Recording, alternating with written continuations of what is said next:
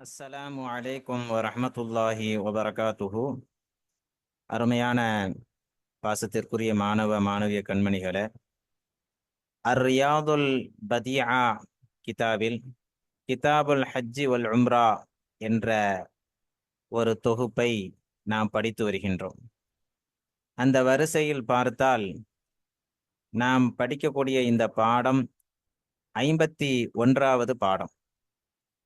இந்த 51வது பாடத்தில் முசன்னிஃப் அவர்கள் முக்கியமாக எதை பற்றி நமக்கு விளக்கம் தருகின்றார்கள் என்றால், அர்கானுல் ஹஜ்ஜி சித்தத்துன், ஹஜ்ஜினுடைய ருக்குன்கள் 6 என்று இந்த பாடத்தை அவர்கள் தொடங்குகின்றார். ஹஜ்ஜினுடைய ருக்குன்கள் மற்றும் உம்ராவுடைய ருக்குன்கள், இன்னும் ஹஜ்ஜினுடைய வாஜிபுகள், இன்னும் உம்ராவுடைய வாஜிபுகள், இன்னும் இவைகளினுடைய சுன்னத்தான விஷயங்கள் என்ன என்பதை பற்றி தான் இந்த பாடத்தில் நமக்கு நூல் ஆசிரியர் அவர்கள் விளக்குகின்றார்கள். மேலும் அதனைத் தொடர்ந்து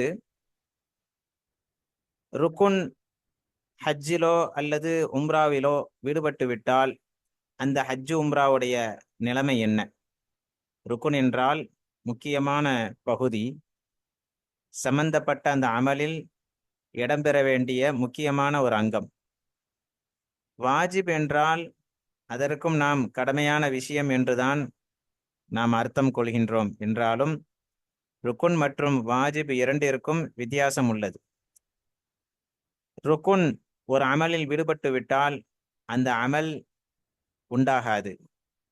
ஆனால் அதே சமயத்தில் ஹஜ் உம்ராவை பொறுத்தவரை வாஜிபான ஒரு காரியம் விடுபட்டு விட்டால் அதற்கு பரிகாரம் இருக்கின்றது. அந்த பரிகாரத்தை செய்வதன் மூலமாக அங்கே அந்த அமல் சரியாகிவிடும், நிறைவேறிவிடும். இதுதான் ஹஜ் உம்ராவில் ருக்குன் மற்றும் வாஜிபுக்கு மத்தியில் உள்ள வித்தியாசங்கள். வாருங்கள், இப்பொழுது ஹஜ்ஜினுடைய ருக்குன்கள் என்ன என்பதை நாம் பார்க்கலாம். அருமையானவர்களே, ஹஜ்ஜினுடைய ருக்குன்கள் மொத்தம் 6 விஷயங்கள் உள்ளது. அந்த 6 எதுவெல்லாம் என்றால், முதலாவது நிய்யத்துல் இஹ்ராமி பிஹி, ஹஜ்ஜை கொண்டு இஹ்ராம் கட்டி நாடுதல், நான் ஹஜ்ஜி செய்கின்றேன் என்று மனதளவில் நாட்டம் கொள்ளுவது. இரண்டாவது அல் உகூஃபு பி அரஃபா, அரஃபா என்ற அந்த இடத்திலே தங்குதல். மூன்றாவது தவாஃபுல் இஃபாதா, ஹஜ்ஜுக்காக வேண்டி செய்ய வேண்டிய ஃபர்தான தவாஃப், அந்த தவாஃபுக்கு தான் தவாஃபுல் இஃபாதா என்று சொல்லப்படும், அதை நிறைவேற்றுதல். நான்காவது அஸ்ஸஇ, சஃபா மர்வா என்ற அந்த இடத்தில் தொங்கோட்டம் ஓடுதல். ஐந்தாவது அல் ஹல்கு அவி தக்சீர், இந்த ரெண்டுல ஏதாவது ஒன்று ருக்குனாக ஆகும், ஹஜ்ஜினுடைய ருக்குன். ஹல்க் என்றால் தலைமுடியை மலித்தல், தக்சீர் என்றால் தலைமுடியை கத்தரித்தல், வெட்டுதல். ஆண்களுக்கு இரண்டுமே அனுமதிக்கப்பட்டு இருக்கின்றது. பெண்களுக்கு தக்சீர், தன்னுடைய தலைமுடியில் ஒரு சிறிய பகுதியை வெட்டி கொள்ள வேண்டும். வெட்டி கொண்டால் அவர் அந்த ஹஜ்ஜினுடைய ருக்குனை நிறைவேற்றியவராக ஆகுவார். ஆறாவது தர்தீபு மஅதமில் அர்கானி, முன்னால் சொல்லப்பட்ட இந்த ருக்குன்களில் பெரும் பகுதியை வரிசை கிரமமாக செய்து முடித்தல். அப்ப பெரும் பகுதி என்று சொன்னதுல இருந்து அனைத்தையுமே அப்படியே வரிசையாகத்தான் செய்யணும். எப்படி ஒதுவுல தர்தீப் நம்ம ஃபர்து என்று நாம் கேள்விப்பட்டு இருக்கின்றோம், வரிசை கிரமமாகத்தான் செய்யணும். இப்ப அதை போல அல்ல என்பதை நாம் இங்கே புரிந்து கொள்ள வேண்டும். ஒரு சில ருக்குன்களை முன்பின் செய்யறதுனால அது ஹஜ்ஜினுடைய அமலுக்கு அது ஏதும் இடையூறாக ஆகாது. அது என்னென்ன ருக்குன் என்பதை பற்றி உங்களுக்கு பின்னர் அறிவிக்கப்படும். பெரும்பாலும் அந்த ருக்குன்கள்ல முன்பின் செய்யுதல் என்பது இந்த தவாஃபுல் இஃபாதா, சஇ, ஹல்க் இவைகள்ல தான் உங்களுக்கு வரும். இன்ஷா அல்லாஹ் அதனுடைய விவரங்கள் பெரும்பாலும் பின்னாடி உங்களுக்கு நூல் ஆசிரியர் அவர்களே விளக்கமாக தருகின்றார்கள். அடுத்து வாருங்கள், இங்கே நாம் ஹஜ்ஜினுடைய ருக்குன்களை தெரிந்து கொண்டோம். அடுத்தபடியாக நாம் உம்ராவுடைய ருக்குனை இப்பொழுது தெரிய போகின்றோம். உம்ராவுடைய ருக்குன்கள் மொத்தம் 5 ருக்குன்கள் உள்ளன. அந்த 5 எதுலாம் என்றால் ஹஜ்ஜுக்கு வந்தது போலதான். என்ன ஒரு சின்ன வித்தியாசம், ஹஜ்ஜில் வந்து உக்கூஃபும் பி அரஃபா என்ற ஒரு ருக்குன் இருந்தது, உம்ராவில் அந்த ருக்குன் கிடையாது. இதுதான் வித்தியாசம், வேற எதுவும் இல்லை. நீயத்துல் இஹ்ராமி பிஹி, அதாவது உம்ராவிற்காக வேண்டி நாட்டம் நாடி இஹ்ராம் கட்டி கொள்ளுதல். இரண்டாவது தவாஃபுல் இஃபாலா, உம்ராவுடைய ஃபரதான அந்த தவாஃபை நிறைவேற்றுதல். மூன்றாவது அஸ்ஸஇ, சஃபா மர்வா அவை என்ற அந்த தொங்கோட்டம் ஓடுதல். நான்காவது அல் ஹல்க் அவி தகுசீர், தலைமுடி மலித்தல் அல்லது தலைமுடியை கத்தரித்தல். ஐந்தாவது தர்தீபுல் அர்கான், இந்த ருக்குன்களை வரிசை கிரமமாக செய்யுதல். இந்த 4 விஷயத்தையும் வரிசையாக செய்யணும். ஹஜ்ஜு மாதிரி அல்ல. ஹஜ்ஜில் வந்து உங்களுக்கு தர்தீபு மாதமில் அர்கான், அந்த ருக்குன்களில் ஒரு பெரும் பகுதியை வரிசை கிரமமாக செய்யுதல், அதிகமான பகுதியை வரிசை கிரமமாக செய்யுதல் என்று நம்ம படித்தோம். உம்ராவில் அப்படி அல்ல, அனைத்தையுமே வரிசை கிரமமாகத்தான் செய்து முடிக்க வேண்டும். இது உம்ராவுடைய ருக்குன்களாக இருக்கிறது. அடுத்தபடியாக இந்த ஹஜ்ஜு உம்ராவினுடைய வாஜிபுகள் என்னென்ன என்பதை நாம் இப்பொழுது பார்க்கலாம். ஏனென்றால் முசன்னிஃப் அவர்கள் அதனையும் தொடர்ந்து நமக்கு சொல்லி தருகின்றார்கள். வாஜிபாத்துல் ஹஜ்ஜி உல் உம்ரத்தி, ஹஜ்ஜி இன்னும் உம்ராவுடைய வாஜிபான விஷயங்கள். ஆரம்பத்திலே வாஜிபுக்கும் ருக்குனுக்கும் மத்தியில் உள்ள வித்தியாசங்கள் என்ன என்பதை நாம் உங்களுக்கு தெளிவுபடுத்திவிட்டோம். ருக்குனில் ஏதாவது ஒன்று விடுபட்டால் அந்த அமல் நிறைவேறாது. அதே சமயத்தில் வாஜிபில் ஏதாவது ஒன்று விடுபட்டால் அதற்கு பரிகாரம் இருக்கின்றது. அந்த பரிகாரத்தின் மூலமாக அந்த அமலை நம்மால் நிவர்த்தி செய்ய முடியும். இதுதான் ருக்குனுக்கும் வாஜிபுக்கும் மத்தியில் உள்ள வித்தியாசம். பாருங்கள், இப்பொழுது வாஜிபாத்துல் ஹஜ்ஜி பற்றி நாம் தெரிந்து கொள்ளலாம். ஹஜ்ஜினுடைய வாஜிபான விஷயங்கள் ஹம்சத்துன், 5 விஷயங்களாக இருக்கும். அல் இஹ்ராமு மினல் மீகாத்தி, மீகாத் இஹ்ராம் கட்ட வேண்டிய குறிப்பிட்ட எல்கை பகுதி. ஹஜ்ஜு உம்ராவுக்காக வேண்டி ஒருவர் நாடி பயணம் செய்கின்ற பொழுது உலகத்துல எல்லா பகுதியிலும் இருந்து புனிதமான அந்த காபத்துல்லாவை நாடி ஹஜ்ஜு உம்ராவிற்காக வேண்டி முஸ்லிம்கள் பயணிப்பார்கள். அப்ப ஒவ்வொரு பகுதியில் இருந்து வரக்கூடிய மக்களுக்கு மீகாத் என்ற ஒரு குறிப்பிட்ட எல்கை உள்ளது. அது என்னென்ன எல்கை, எல்லா விபரத்தையும் உங்களுக்கு நூலாசிரியர் அவர்கள் தங்களுடைய கிதாபில் பதிவு செய்கிறாங்க. இன்ஷா அல்லாஹ் அந்தந்த பாடத்தில் நம்ம அதனுடைய விளக்கங்களை நாம் கூடுதலாக தெரிந்து கொள்ளலாம். அப்போ அந்த மீகாத்தை கடக்கிறதுக்கு முன்னாலேயே எஹ்ராம் கட்டிவிட வேண்டும். இது ஹஜ்ஜினுடைய ஒரு வாஜிபான ஒரு விஷயம். இரண்டாவது அல் மபீது பி முஸ்தலிஃபா, முஸ்தலிஃபா என்ற இடத்திலே இரவு தங்குதல். நான்காவது அல் மபீது பி மினா லயாலி தஷ்ரீகி, தஷ்ரீகுடைய இரவுகளில் மினா என்ற இடத்தில் இரவு கழித்தல். தஷ்ரீகுடைய இரவு என்றால் அதாவது துல்ஹஜ் மாதத்தின் 11, 12, 13 ஆகிய இந்த நாட்களை தான் ஐயாமு தஷ்ரீக் என்று அழைக்கப்படும். அந்த ஐயாமு தஷ்ரீக் உடைய இரவுகளில் மினாவில் இரவு தங்குதல், இது ஹஜ்ஜினுடைய வாஜிபான விஷயங்களில் ஒன்றாகும். நான்காவது ரமியுல் ஜமராத், கல் எறிய வேண்டிய இடங்கள் என்று உள்ளது. அந்த இடங்களில் கல் எறிதல் என்பதும் ஹஜ்ஜினுடைய வாஜிபான விஷயங்கள். ஐந்தாவது தர்க்கு முஹர்ரமாத்தில் இஹ்ராமி, இஹ்ராம் கட்டிவிட்டால் அந்த மனிதருக்கு ஹராமாக்கப்பட்ட விஷயங்கள் சிலது இருக்கின்றது. இஹ்ராமுக்கு முன்னால வரைக்கும் ஹலாலா இருந்த காரியங்கள் அவருக்கு ஹராமாகிவிடும். அப்ப அதற்கு முஹர்ரமாத் என்று சொல்லப்படும். அப்ப அந்த முஹர்ரமான விஷயங்களை விட்டு விடுவது, அவைகளை செய்யாமல் இருப்பது ஹஜ்ஜினுடைய வாஜிபான விஷயங்களில் உள்ளதாக இருக்கின்றது. அப்போ மொத்தத்தில் ஹஜ்ஜினுடைய வாஜிபான விஷயங்கள் இந்த 5 காரியங்கள். அடுத்து வாருங்கள், நாம் உம்ராவுடைய வாஜிபான விஷயங்களையும் தெரிந்து கொள்ளலாம். ஒலில் உம்ரத்தி லில் உம்ரத்தி வாஜிபானி, உம்ராவுக்கு வாஜிபான விஷயங்கள் இரண்டே காரியங்கள் தான். ஹஜ்ஜில வந்து 5 விஷயங்கள் சொல்லப்பட்டது, உம்ராவுக்கு 2 விஷயங்கள் தான். அது என்ன அப்படின்னா, ஹஜ்ஜில வந்து அதே 2 விஷயம் தான். அல் இஹ்ராமு மினல் மீகாத்தி, மீகாத்திலே எஹராம் கட்டுதல். மீகாத்தை கடக்கிறதுக்கு முன்னாலே என்ன செஞ்சணும், எஹராம் கட்டிவிட வேண்டும். இரண்டாவது தர்க்கு முஹர்ரமாத்தில் எஹராம், இஹ்ராமுடைய முஹர்ரமான விஷயங்களை விட்டு விடுவது. முஹர்ரமத்தான விஷயங்கள் என்னென்ன, இதெல்லாம் உங்களுக்கு பின்னாடி பாடத்துல தெளிவாக நமக்கு நூலாசிரியர் அவர்கள் விளக்குவார்கள். மேலும் முசன்னிப் அவர்கள் இந்த பாடத்திலே தொடர்ந்து இவைகளினுடைய பரிகாரம் என்ன, வாஜிபான விஷயங்கள் விடுபட்டால் அதற்கு என்ன பரிகாரம், அதை பற்றி சொல்கின்றார்கள். மேலும் ஹஜ்ஜு உம்ராவுடைய சுன்னத்தான விஷயங்கள் தனியாக நமக்கு அடையாளம் தனியாக நமக்கு பாடங்களாக தரவில்லை. காரணம், ஹஜ்ஜு உம்ராவுடைய விஷயத்துல ருக்குனு மற்றும் வாஜிப் அல்லாத மற்ற என்னென்ன அமல்கள் வருமோ அது எல்லாமே சுன்னத். சுருக்கமாக நாம் தெரிந்து கொள்ள முடியும். மற்ற அமல்களை போல அல்ல.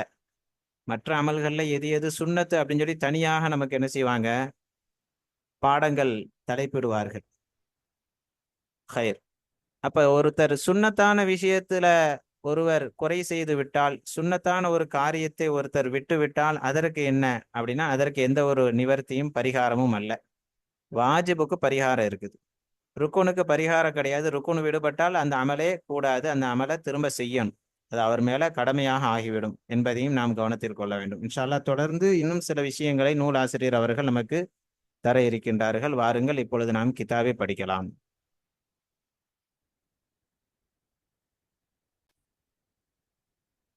பிஸ்மில்லாஹிர் ரஹ்மானிர் ரஹீம். பாபுன், இது ஒரு பாடம். இது என்ன பாடம் அப்படின்னா, ஹஜ்ஜு உம்ராவுடைய ருக்குன்களை பற்றி விளக்கக்கூடிய ஒரு பாடம். வெறும் பாபுன் மட்டும் போட்டிருக்காங்க. ஏன்னா இதுல ஹஜ்ஜு உம்ராவுடைய ருக்குன்கள் பற்றி பேசுறாங்க. அதே போல ஹஜ்ஜு உம்ராவுடைய வாஜிபான விஷயங்கள் என்ன என்பதை பற்றி நமக்கு தெளிவுபடுத்துறாங்க. அதே போல வாஜிபான விஷயங்கள் விடுபட்டு விட்டால் அதற்கு பரிகாரம் என்ன, இது மாதிரியான விளக்கங்களை நமக்கு இந்த பாடத்திலே தருகின்றார்கள். அர்கானுல் ஹஜ்ஜி சித்தத்துன், ஹஜ்ஜினுடைய ருக்குன்கள். அர்கான் என்பது ருக்குனுடைய பன்மை அர்கான். ருக்குன் என்றால் முக்கியமான பகுதி என்பது அதனுடைய பொருள். இதை நம்முடைய வழக்குல ஃபர்து என்று நாம் சொல்லுவோம். அப்ப ஹஜ்ஜினுடைய ருக்குன்கள் சித்தத்துன், 6 உள்ளது. என்னதுலாம், நிய்யத்துல் இஹ்ராமி பிஹி, இந்த பிஹியுடைய லமீர் வந்து ஹஜ்ஜின் பக்கம் நாம் வைத்துக் கொள்ளலாம், அல்லது ஹஜ் என்ற அமல் என்பதின் பக்கமும் வைத்துக் கொள்ளலாம். அந்த அமலை கொண்டு, ஹஜ் என்ற அந்த அமலை கொண்டு இஹ்ராம் கட்டுவதாக நியத், நாடுதல், நான் ஹஜ்ஜுக்காக இஹ்ராம் கட்டுகிறேன் என்று மனதளவில் நாட்டம் கொள்ள வேண்டும். நாட்டம் கொண்டால்தான் அந்த அமல் ஏற்படும். இரண்டாவது, வல் உகூஃபு மி அரஃபத, அரஃபா என்ற இடத்திலே தங்குதல். உகூஃப் என்றால் தங்குதல், நிற்குதல், இது போன்ற அர்த்தம் இதற்கு வரும். மூன்றாவது, வதவாஃபுல் இஃபாததி, இஃபாதா உடைய தவாஃபு செய்யுதல். இஃபாதா உடைய தவாஃப் அப்படின்னு சொன்னா ஹஜ்ஜுக்காக வேண்டி உள்ள ஃபர்தான தவாஃப் என்று நாம் இங்கே அர்த்தம் வைத்து கொண்டால் ஈஸியாக புரிந்து கொள்ளலாம். ஏன்னா தவாஃப் உங்களுக்கு பல வகை இருக்குது. இந்த இஃபாதா என்ற வார்த்தை வந்து எதற்கு பயன்படுத்தப்படும் அப்படின்னா, ஹஜ்ஜு உம்ராவிற்காக ஃபர்தாக உள்ள அந்த தவாஃபுக்கு தவாஃபுல் இஃபாதா. இது போக உங்களுக்கு தவாஃபுல் குதூம் இருக்கிறது, தவாஃபுல் விதா இருக்கிறது, அது அல்லாமல் தவாஃபுல் நவாஃபில் இருக்குது. இந்த மாதிரி நிறைய தவாஃபுல் நுதூர் இருக்குது, இப்படி நிறைய இருக்குது. ஹைர். இங்க வந்து தவாஃபுல் இஃபாதாங்கிற வார்த்தை வந்து ஹஜ்ஜுக்காக வேண்டி அல்லது உம்ராவுக்காக வேண்டி உள்ள ஃபர்தான அந்த தவாஃபுக்கு சொல்லப்படும். அடுத்தபடியாக ஹஜ்ஜினுடைய ஒரு ருக்குன் என்னவென்றால் அஸ்ஸஇ. சஇ என்பது, சஇ என்றாலே சஃபா மர்வா என்ற அந்த மலையினுடைய தொங்கோட்டத்திற்கு சொல்லப்படும் சஇ என்று. இதுவும் ஹஜ்ஜினுடைய ஒரு ருக்குன்.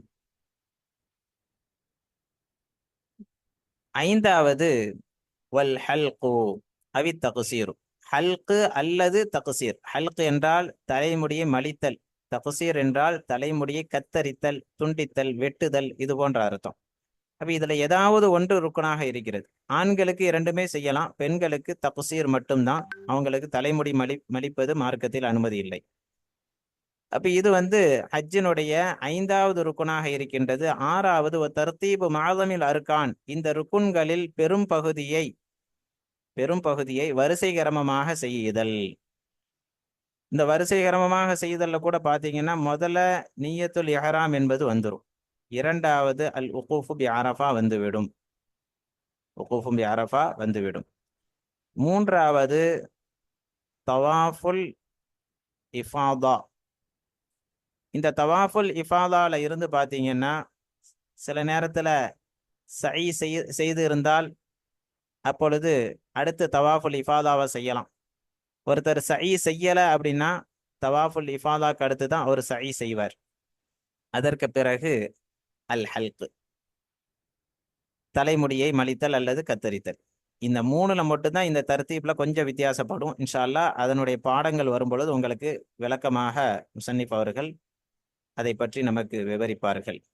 வஹாதிஹில் அர்கானு சித்தத்து அர்கானுன் லில் உம்ரதி, இந்த 6 ருக்குன்களும் உம்ரா என்ற அந்த அமலுக்கும் ருக்குன்களாக இருக்கிறது. இல்லல் உகூஃப பி அரஃபத, அரஃபா என்ற இடத்தில் தங்குதலை தவிர்த்து.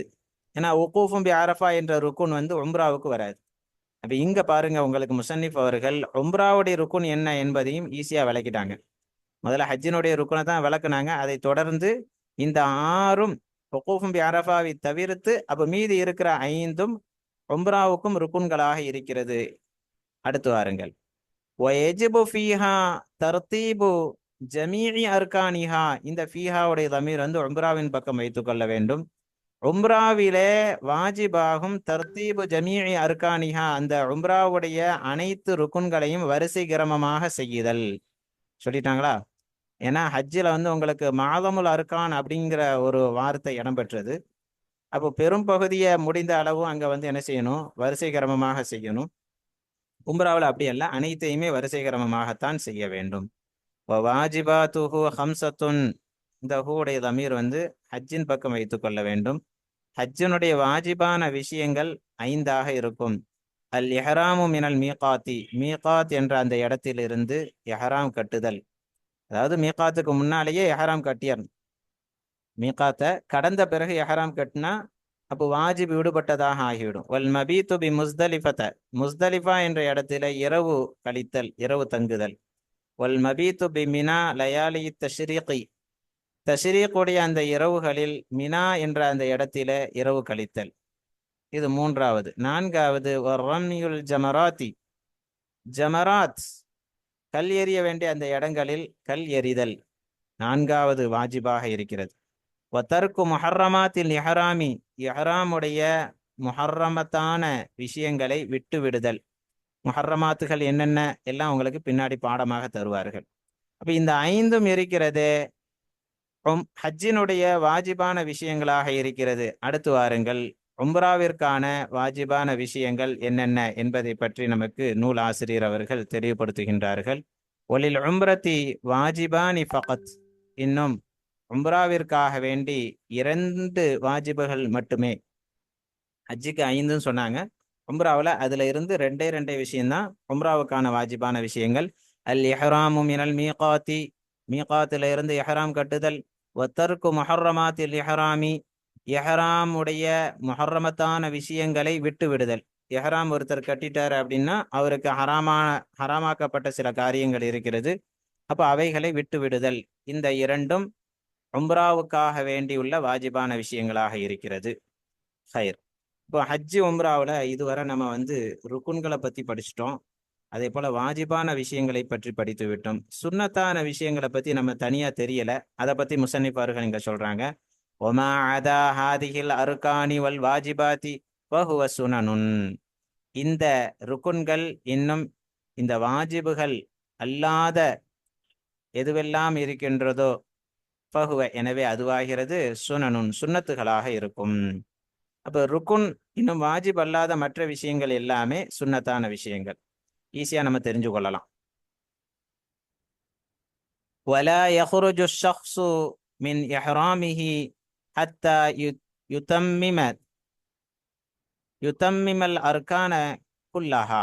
இங்க இருந்து என்ன சொல்றாங்கன்னா முசன்னிப் அவர்கள், அதாவது ருக்குனுக்கும் வாஜிபுக்கும் உள்ள வித்தியாசம் என்ன என்ற அந்த விபரத்தை தருகின்றார்கள். ருக்குனை பொறுத்தவரை ஹஜ்ஜாக இருக்கட்டும் அல்லது உம்ராவாக இருக்கட்டும், அந்த ருக்குன்கள் அனைத்தையும் முழுமையாக முடித்தால்தான் ஒரு மனிதன் தன்னுடைய இஹ்ராமில் இருந்து வெளியேற முடியும். ஹஜ் என்ற அந்த அமல்ல இருந்தே வெளியேறுதல் எப்போ வெளியேற முடியும்? இதுக்கு உதாரணமாக நம்ம புரியணும்னா இப்படி புரியலாம், தொழுகையை வச்சு நம்ம புரிய முடியும். உதாரணமா ஒருத்தர் அல்லாஹு அக்பர்னு தொழுகைக்காக வேண்டி தக்பீர் கட்டிட்டார். அப்ப தொழுகை எப்போ முடியும் அப்படின்னா, அந்த செயல்கள்லாம் செஞ்சு கடைசியா அஸ்ஸலாமு அலைக்கும் வரஹ்மத்துல்லா என்று சலாம் வாங்கணும். சலாம் வாங்கினா தான் அவருக்கு அந்த தொழுகை முடியும். தக்பீர் கட்டிட்டு அப்படியே இருக்கிறாரு அப்படின்னு சொன்னா உடனே தொழுகை முடிஞ்சிருமான்னு கேட்டா முடியாது. ருக்குவிலே நிக்கிறாரு, தொழுகை முடிஞ்சிருமான்னு கேட்டா முடியாது. சலாம் வாங்கணும். வரிசை கிரமமாக செஞ்சு அந்த சலாம் கொடுத்தாதான் அந்த தொழுகை என்ற அமல்ல இருந்து வெளியேற முடியும். அதே போல ஹஜ்ஜு உம்ராவுக்காக வேண்டி ருக்குன்கள் என்று எது சொல்லப்பட்டதோ, கடைசியாக பெரும்பாலும் செய்ய வேண்டிய அமல் உங்களுக்கு என்ன வரும் அப்படின்னா, இந்த ஹல்கு தக்சீர் என்ற அந்த அமல் தான் வரும். அப்ப அந்த அமலை ஒருத்தர் செய்தால்தான் அந்த ஹஜ்ஜில இருந்து அவர் வெளியேற முடியும், உம்ராவுல இருந்து வெளியேற முடியும். அந்த அமலை செய்யாமல் அவருக்கு ஹல்கோ அல்லது தக்சீரோ அப்படியே பேலன்ஸ் இருக்குது அப்படின்னு சொன்னா, அவர் அப்படியே மௌத்தாகி விட்டால் அவர் அந்த அமலையே செய்யாமல் மௌத்தாகி விட்டவராக ஆகுவார். அப்ப அவர் செய்த அந்த அமல் ஃபர்தான அமல் ஹஜ்ஜத்துல் இஸ்லாமாக இருக்கும் என்றால், அப்ப அவர் மேல அது கடமையாகவே தான் இருக்கும். அவர் அந்த அமலை செய்த என்ன ஒரு ஹல்கு என்ற ஒரு அமல் தானே பாக்கியா இருக்குது அப்படின்னு நம்ம சொல்ல முடியாது.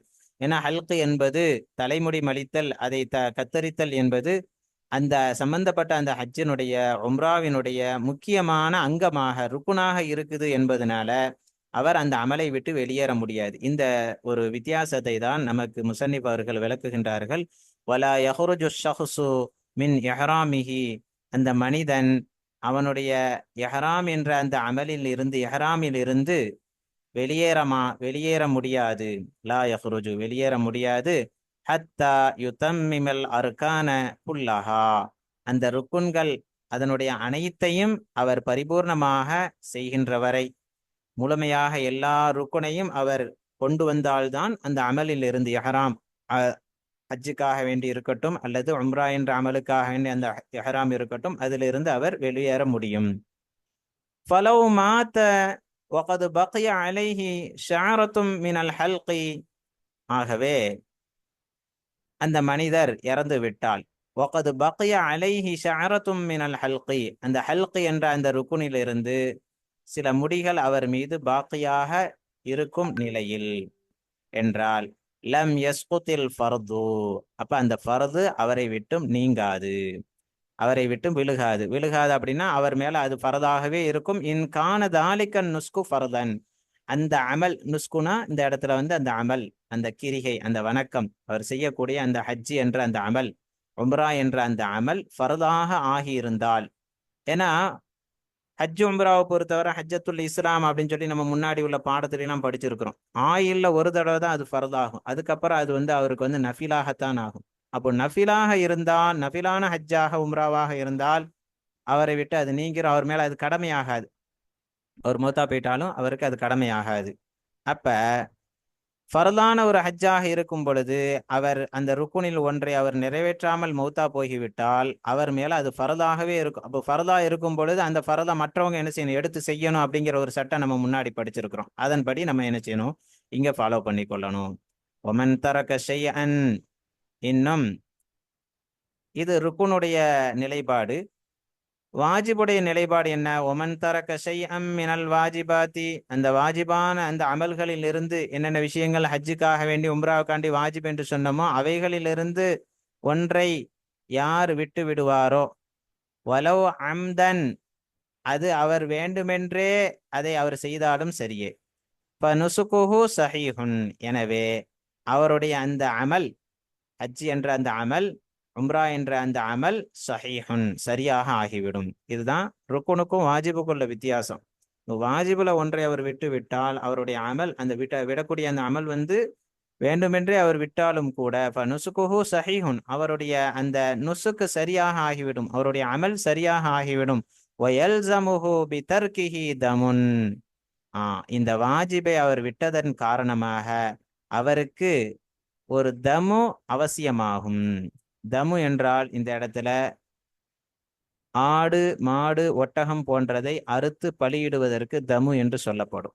அப்ப அந்த தமு அவர் மேல அவசியமாக ஆகும், அது அவர் கொடுத்தரணும். வலா யல்ஸமுஹு ஷைஉம் பிதர்கி சுனனி, இங்க இருந்து என்ன சொல்றாங்கன்னா, அதாவது ருக்குன் மற்றும் வாஜிபுடைய பரிகாரங்கள் என்ன, அதனுடைய சட்டங்கள் என்ன என்பதை பற்றி நமக்கு சொல்லிவிட்டார்கள். வாஜிபுக்கு பரிகாரம் இருக்கு, ருக்குனுக்கு பரிகாரம் கிடையாது.